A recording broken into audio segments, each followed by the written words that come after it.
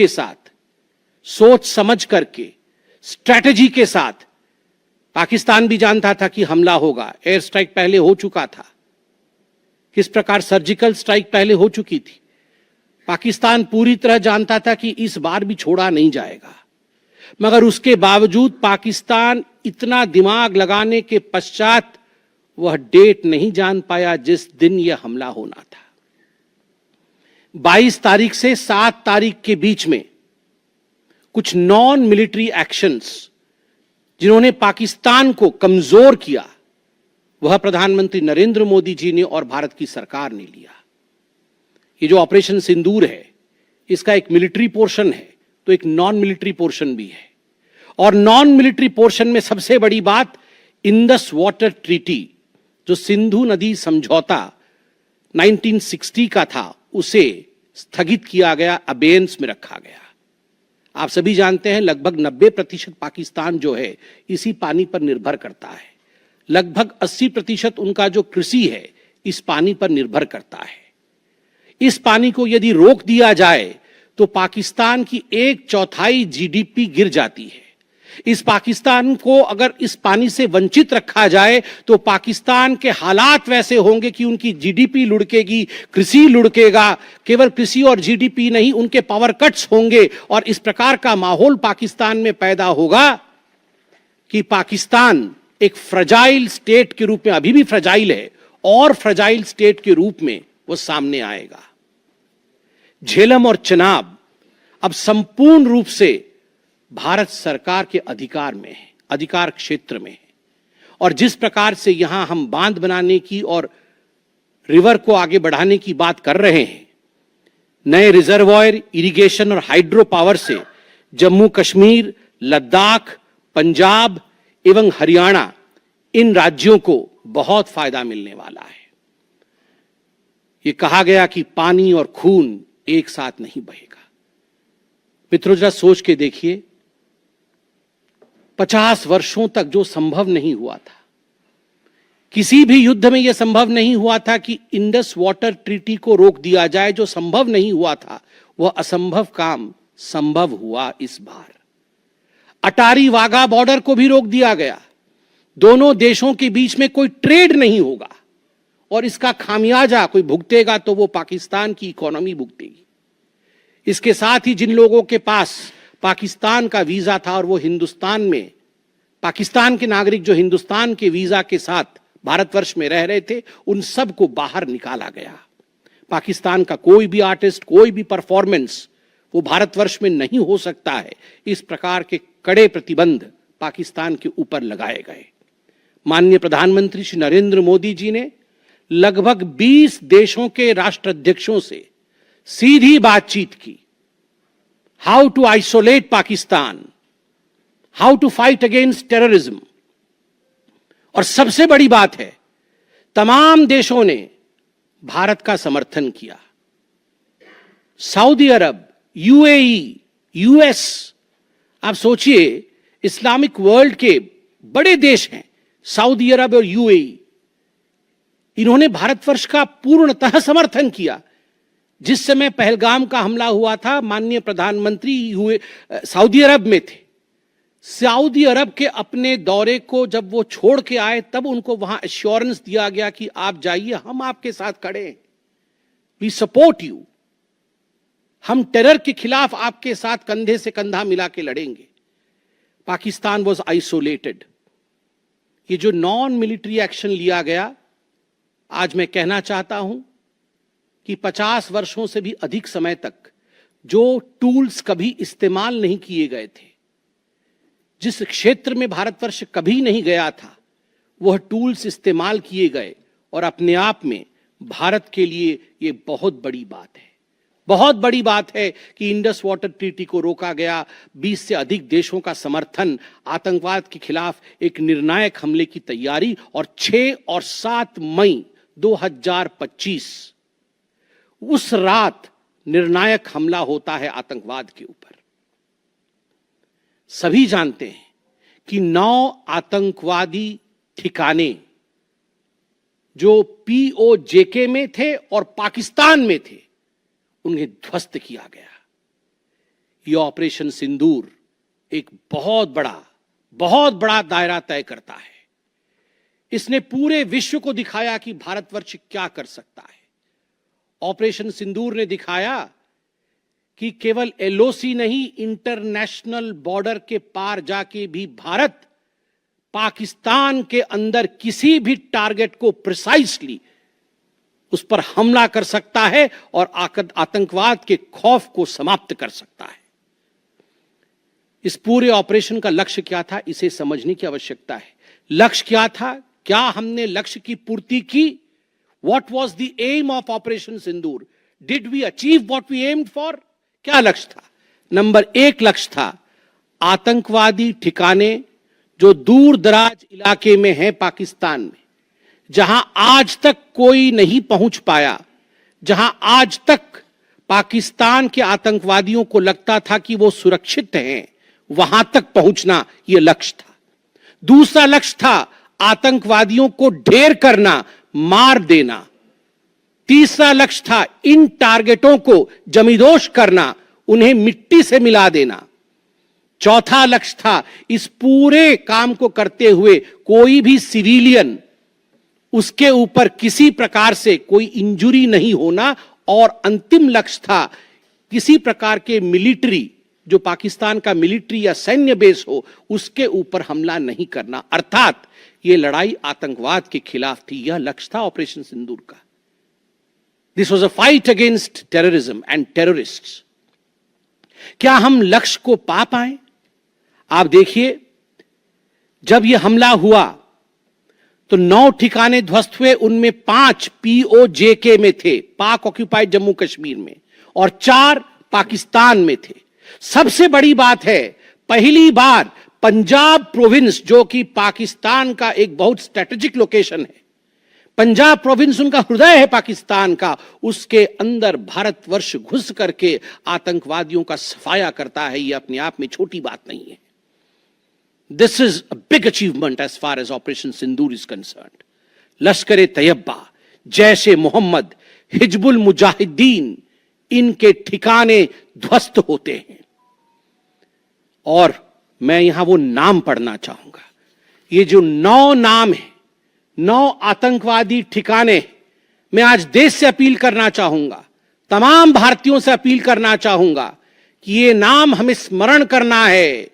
आने वाले 100 वर्षों तक हमें इन नामों को याद दिलाते रहना है, दोहराना है। जब भी आतंकवाद सर उठाए तो हमें ये चित्र दिखाने हैं कि तुम्हारा क्या हश्र किया था ऑपरेशन सिंदूर ने, भारत की सेना ने, भारत की राजनीतिक इच्छा शक्ति ने और भारतीयों ने। इसलिए मैं नाम पढ़ना चाहूंगा। सवाई नाला कैंप मुजफ्फराबाद, जो POJK में है, 30 किलोमीटर दूर है एलओसी से, उसे ठिकाना लगाया गया। लश्कर तैयबा का ट्रेनिंग सेंटर था। 20 अक्टूबर 2024 सोनमर्ग में और 24 अक्टूबर 2024 गुलमर्ग में जो आतंकी हमले हुए थे, उसमें यहां से आतंकवादी आए थे। और सबसे बड़ी बात, 22 अप्रैल 2025 को जो आतंकवादी आकर पहलगाम में हमारे नागरिकों को मार के गए थे, हमारी बहनों के माथे से जिन्होंने सिंदूर पोंछने का काम किया था, उनका प्रशिक्षण भी इसी केंद्र में हुआ था, सवाई नाला कैंप मुजफ्फराबाद। सैयदाना बिलाल कैंप मुजफ्फराबाद, ये जैसे मोहम्मद का ट्रेनिंग सेंटर था, ये दूसरा कैंप जो ध्वस्त हुआ। गुलपुर कैंप कोटली, ये एलओसी से 30 किलोमीटर दूर था, लश्कर तैयबा का बेस था। और 20 अप्रैल 2023 को पुंछ में, 9 जून 2024 को जो तीर्थ यात्री को बस में हमला करके मारने का काम किया था आतंकवादी, यहां गुलपुर कैंप से आए थे जो कोटली में है, उसे ध्वस्त किया गया। बरनाला कैंप बिरगढ़, बरनाला कैंप जो 9 किलोमीटर दूर है एलओसी से, उसे समाप्त किया गया। अब्बास कैंप कोटली जो 13 किलोमीटर दूर है एलओसी से, लश्कर तैयबा का फिदाइन सेंटर है और 15 आतंकवादियों को एक साथ ट्रेन कर सकता है, उसे ध्वस्त करके गिराया गया। सरजाल कैंप सियालकोट, अंतर्राष्ट्रीय सीमा से 6 किलोमीटर दूरी पर है, इंटरनेशनल बॉर्डर से। सांबा कठुआ के सामने है और मार्च 2025 में जम्मू और कश्मीर पुलिस के 4 जवान शहीद हुए थे। उनको मारने का काम इन्हीं आतंकवादियों ने किया था जो सरजाल कैंप से आए थे सियालकोट के। उस कैंप को ध्वस्त कर दिया गया। महमूना जाया कैंप सियालकोट, जो कि 12 से 18 किलोमीटर इंटरनेशनल बॉर्डर से दूर है, मैं एलओसी की बात नहीं कर रहा हूं, इंटरनेशनल बॉर्डर से, और हिजबुल मुजाहिदीन का अड्डा है, बहुत बड़ा कैंप है। कठुआ और जम्मू क्षेत्र में जो भी आतंकवादी गतिविधि होती है, सियालकोट के इस मजनूमा जाया कैंप से आतंकवादी भेजे जाते हैं। भारतवर्ष ने उसे ध्वस्त किया। मरकज तैयबा मुरीद के, जो कि अंतर्राष्ट्रीय सीमा से 18 से 25 किलोमीटर दूर है, 2008 के मुंबई का जो हमला हुआ था, 26/11 के नाम से जिसे हम जानते हैं, उसमें जो आतंकवादी आए थे, अजमल कसाब और डेविड हेडली, उनकी ट्रेनिंग मरकज तैयबा मुरीद के में हुआ था। और आज मैं फक्र के साथ कह सकता हूं, गर्व के साथ कह सकता हूं कि भारत की सेना ने, भारत की राजनीतिक इच्छा शक्ति ने और भारतीयों ने मरकज तैयबा मुरीद के को ध्वस्त किया है, समाप्त किया है। मरकज सुभान अल्लाह बहावलपुर इंटरनेशनल बॉर्डर से 100 किलोमीटर की दूरी पे है। विश्व में किसी ने ऐसा नहीं सोचा होगा, पाकिस्तान ने तो सपने में भी नहीं सोचा होगा कि भारत की सेना के पास, भारत की एयरफोर्स के पास और भारत के राजनेताओं के पास ऐसी इच्छा शक्ति होगी कि इंटरनेशनल बॉर्डर से 100 किलोमीटर दूर घुस के वो हमारे आतंकी अड्डे को ध्वस्त कर सकते हैं। मरकज सुभान अल्लाह, जो कि जैशे मोहम्मद का मुख्यालय था, उस मुख्यालय को भारत की वायुसेना ने ध्वस्त किया। यह कोई छोटा विषय नहीं है। यह बहावलपुर एक ऐसा स्थान है जहां यूनाइटेड स्टेट्स, यूएस भी अपने ड्रोन नहीं भेज पाया था। उस जगह पे भारत घुस के मारता है। आज का भारत, आज का नया भारत यही है। ये नाम, जो 9 नाम मैंने पढ़े, हमें याद रखने चाहिए, मगर उन नामों के साथ मैं कुछ और भी बताना चाहता हूं। जो आतंकवादी मारे गए, एक लक्ष्य था आतंक के ठिकानों को, आतंक के अड्डों को सफाई करना, ध्वस्त कर देना। दूसरा लक्ष्य था ऑपरेशन सिंदूर का, आतंकवादियों को चुन चुन कर मारना, उन्हें मिट्टी में मिलाना। 100 से अधिक आतंकवादी मारे गए, 100 से अधिक। मैं कुछ आतंकवादियों के नाम पढ़ता हूं जिनको कि हम डिस्कस करते थे डिबेट्स में, टीवी पे, यूएन में, जिनको कि यूएस ने भी कंडेम कर रखा था। मैं नाम पढ़ रहा हूं। मुदस्सर कादियान खास उर्फ मुदस्सर उर्फ अबू जुंदाल। अबू जुंदाल नाम से हम जानते थे इस आतंकवादी को। और जो लश्कर तैयबा का आतंकवादी था, वो मरकजे तैयबा का जो मुरीद के में है, उसका इंचार्ज था। जब वो मरा तो उसके गार्ड ऑफ ऑनर, उसका जो जनाजा निकला, उसमें पाकिस्तान के आर्मी के अधिकारी थे, पाकिस्तान आर्मी के चीफ थे, पंजाब सीएम मरियम नवाज भी उसमें रही। आप सोचिए, ये एक सरकारी जमीन पर हुई और तमाम बड़े लोग, सरकारी लोग पाकिस्तान के उसमें शामिल हुए, जिससे कि यह सिद्ध होता है कि terror and the sponsors of terror are hand in glove together. आतंकवादी और जो आतंकवादियों को बढ़ावा देने वाले, वो एक साथ काम करते हैं। दूसरा, हाफिज मोहम्मद जमील, ये जैशे मोहम्मद का आतंकवादी है। ये ब्रदर इन लॉ, साला था मौलाना मसूर अजहर का, और इंचार्ज था मरकज सुभान अल्लाह बहावलपुर का, वह भी मारा गया। तीसरा आतंकवादी मोहम्मद यूसुफ अजहर उर्फ उस्ताद जी उर्फ मोहम्मद सलीम उर्फ घोशी साहब, जैसे मोहम्मद का नामी आतंकवादी, और यह भी मौलाना मसूद अजहर से जुड़ा हुआ था और यह वेपन ट्रेनिंग देता था जैशे मोहम्मद का। और सबसे बड़ी बात, IC 184 के हाईजैकिंग में इसका हाथ था। IC 814 के हाईजैकिंग में इसका हाथ था, वह भी मारा जाता है। चौथा आतंकवादी खालिद उर्फ अबू अक्स का, खालिद, ये लश्कर तैयबा का आतंकवादी था, फैसलाबाद में मारा गया और वहां उसका फ्यूनरल होता है। अब मैं ये तस्वीर दिखाना चाहूंगा, आप ये तस्वीर देखिए। ये तस्वीर कोई साधारण तस्वीर नहीं है, यह तस्वीर है उन आतंकवादियों का जिनका जनाजा निकला। और इस तस्वीर में मैं दिखाना चाहूंगा कि ये जो खड़ा है सामने व्यक्ति, इस व्यक्ति का नाम है, ये एलईटी का कमांडर है, लश्कर तैयबा का कमांडर है अब्दुल रऊफ।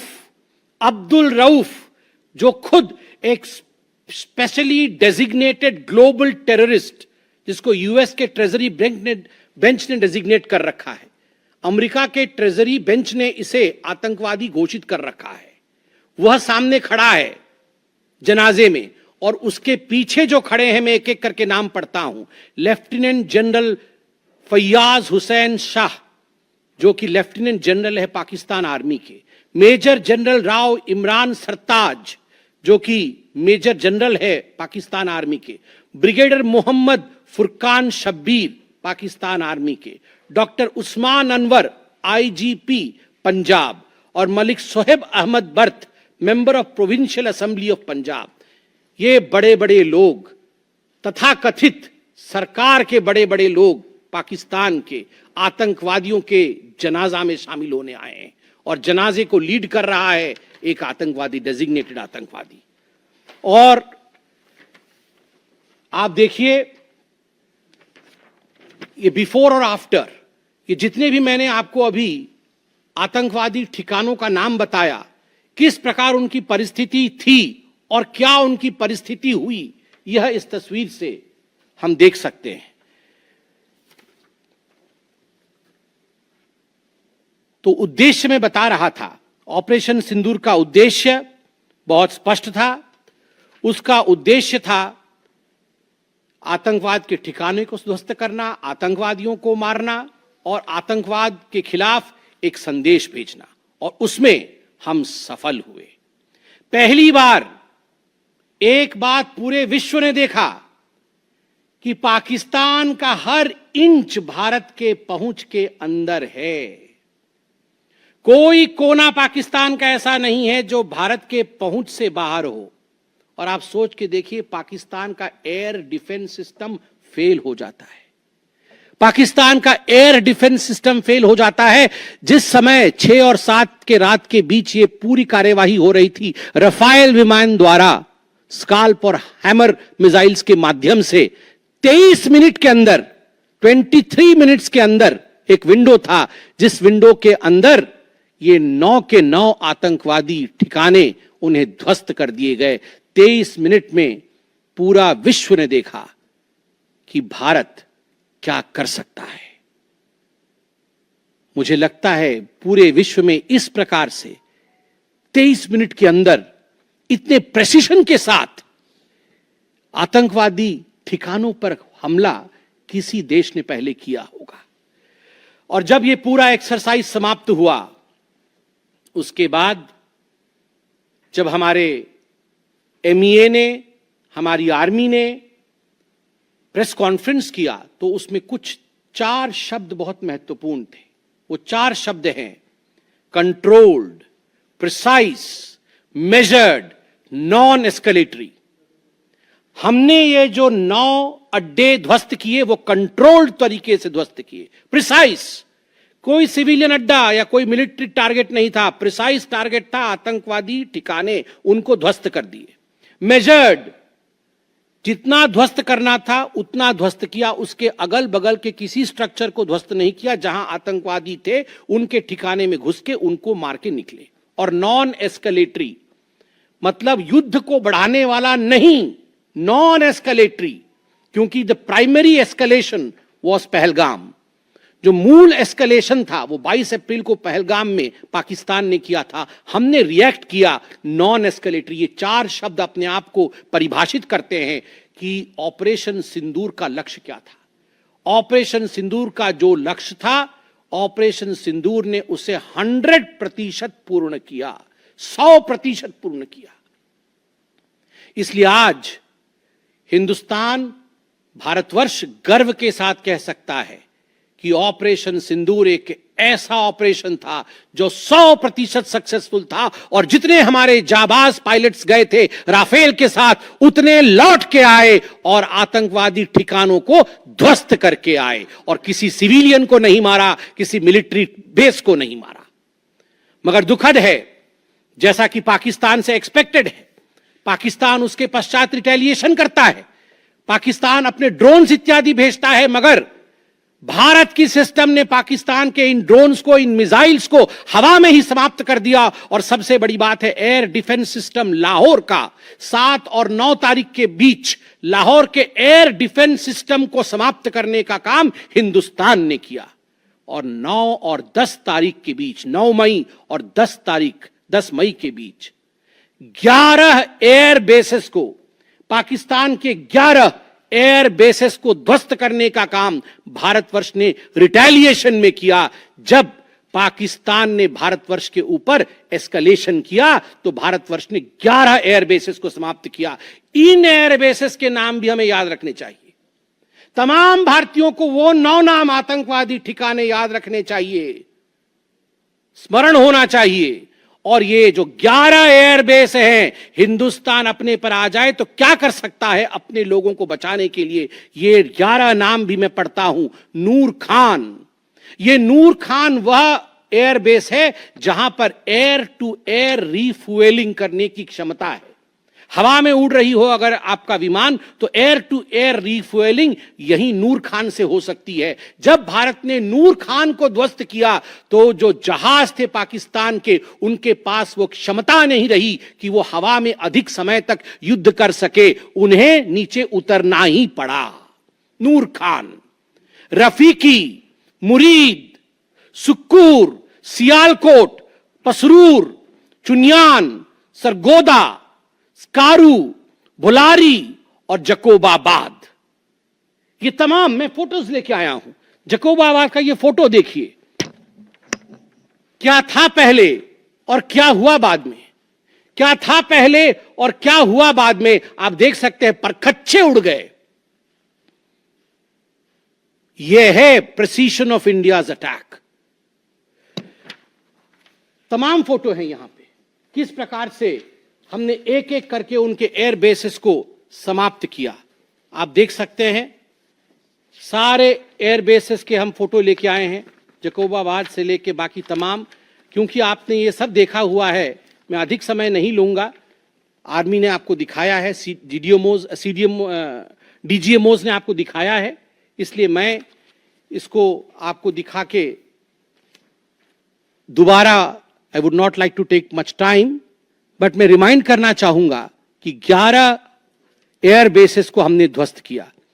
और इसमें एक बड़ा विषय है, पहली बार विश्व में किसी देश ने एक न्यूक्लियर कंट्री के अंदर घुस करके उनके एयर बेसेस को समाप्त करने का काम किया। पाकिस्तान एक न्यूक्लियर कंट्री है, उसके अंदर घुस करके उनके एयर बेसेस को 20% पाकिस्तान के एयरफोर्स के इंफ्रास्ट्रक्चर को भारतवर्ष ने नाकाम कर दिया। 20% of PAF's infra was destroyed by India. Just imagine, एक न्यूक्लियर कंट्री है, उसमें घुसकर मारना, यह अपने आप में पूरे विश्व में पहला इंस्टेंस है।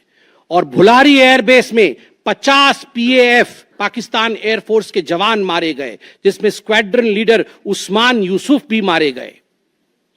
कुल मिलाकर के 9 आतंकी ठिकाने, 11 एयरबेस, 100 से अधिक आतंकी, 50 जवान और अपनी इज्जत, यह पाकिस्तान ने खोया है। I repeat, what Pakistan has lost via Operation Sindoor. 9 आतंकी ठिकाने, बड़े बड़े आतंकी ठिकाने, 11 एयरबेस, 100 से अधिक आतंकवादी, 50 से अधिक जवान और अपनी इज्जत, यह पाकिस्तान ने खोया है। यह झटका पाकिस्तान सह नहीं पाया और उनके डीजीएमओ का 10 तारीख को ही फोन आया। और उसके पश्चात मैं कहूंगा यह सीज फायर नहीं, यह एक अंडरस्टैंडिंग है। यह एक अंडरस्टैंडिंग है कि यदि भविष्य में किसी प्रकार का कोई भी आतंकी हमला होता है तो ये अंडरस्टैंडिंग तोड़ दी जाएगी। हमने करके दिखाया है, जो पहले कभी नहीं हुआ था वो हुआ है इस बार, अंदर घुस के मारा है हमने, ये एक अंडरस्टैंडिंग है।